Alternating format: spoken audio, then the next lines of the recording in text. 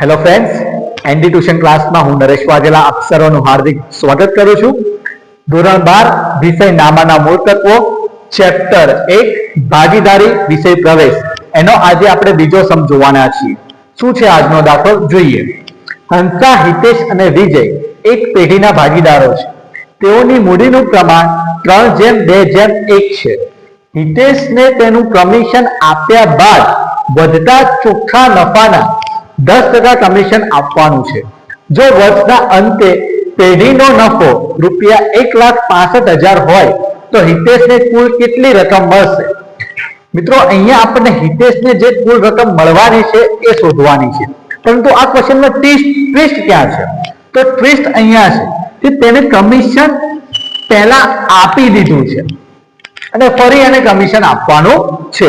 જો કમિશન આપ્યું ન હોય તો આપણા માટે કામ બહુ સહેલું થઈ જાય છે. તો એનું શું સૂત્ર બને છે? કમિશન બરાબર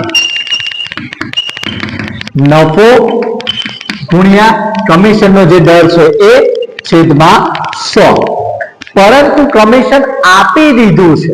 જો પહેલા કમિશન આપી દીધું છે અને ફરી આપવાનું કહે છે તો સૂત્ર અલગ હશે.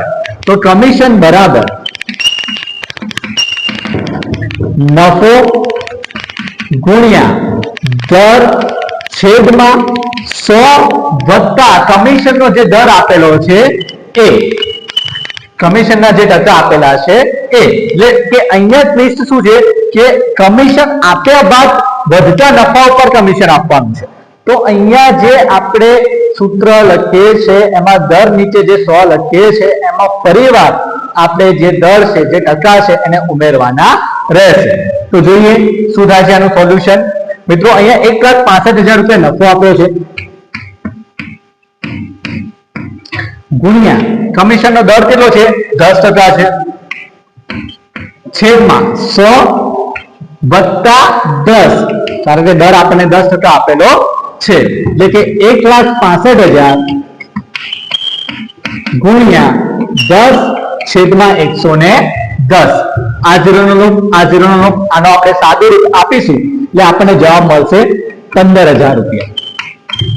એટલે કે જે હિતેશ છે એને કમિશન રૂપે કેટલા રૂપિયા મળવાના છે? 15,000 રૂપિયા મળવાના છે. પ્રશ્નની ડિમાન્ડ શું છે? પ્રશ્ન કે છે હિતેશને કુલ કેટલી રકમ મળશે? હિતેશને કુલ કેટલી રકમ મળવા પાત્ર છે? તો અહીંયા જોઈ લઈએ આપણે કે કુલ નફો કેટલો છે? 1,65,000. 1,65,000 એમાંથી આપણે કમિશન ને બાદ કરી લઈએ. કમિશન કેટલું છે? 15,000. તો 1,65,000 માંથી 15,000 બાદ કરીએ એટલે આપણને ચોખ્ખો નફો કેટલો મળે છે? તો 1,50,000. બરોબર. હવે આ 1,50,000 છે એ 3 ભાગીદારોમાં સરખે ભાગે વહેંચાશે. કેમ સરખે ભાગે? તો અહીંયા જે પ્રમાણ આપ્યું છે એ પ્રમાણ મૂડીનું પ્રમાણ છે અને અહીંયા મૂડીનું પ્રમાણ આપ્યું છે પરંતુ ક્યાંય દર્શાવ્યું નથી કે જે નફો છે એને મૂડીના પ્રમાણમાં વહેંચો. જો દર્શાવ્યું ન હોય તો આપણે નફાની જે વહેંચણી છે એને સમાન પ્રમાણમાં વહેંચવાનું રહેશે. એટલે બધા સરખા ભાગે વહેંચાઈ જશે. એટલે જે 1,50,000 આવ્યા છે એને 1,50,000 ભાગ્યા 3, એના 3 સરખા ભાગ પાડીશું એટલે જવાબ આવશે 50,000 રૂપિયા. જવાબ આવશે 50,000 રૂપિયા. હવે કે છે હિતેશને કુલ કેટલી રકમ મળવાની છે? તો 50,000 રૂપિયા ચોખ્ખા નફામાંથી મળશે અને એને કમિશન રૂપે કેટલા મળવાના છે? 15,000. એટલે હિતેશને મળવા પાત્ર રકમ